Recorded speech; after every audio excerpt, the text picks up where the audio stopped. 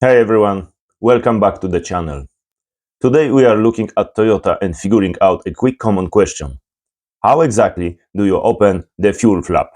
Please support the channel with thanks or super thanks. Don't forget to like, subscribe, and join membership.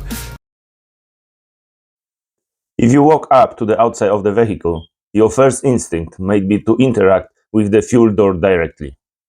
But let's look at what doesn't work first. If you try pressing on the fuel door, nothing happens. If you try to slide your fingers in and pull it open manually, it won't budge. And don't bother trying the same things on the opposite side fuel flap.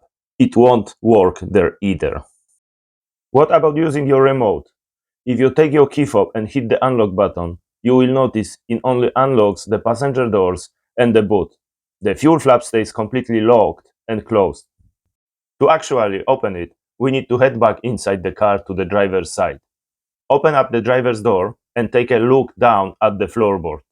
Right between the driver's seats and the door frame, mounted directly on the floor, you will find a small plastic release lever. If you look closely, it has a tiny fuel pump icon printed on it. All you need to do is slide your finger under that lever and pull it straight up.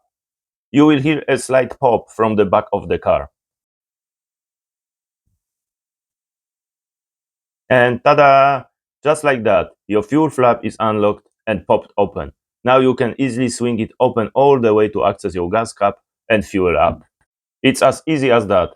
If that quick fix helped you out today, please make sure to hit that subscribe button, give this video a thumbs up, and thank you so much for watching.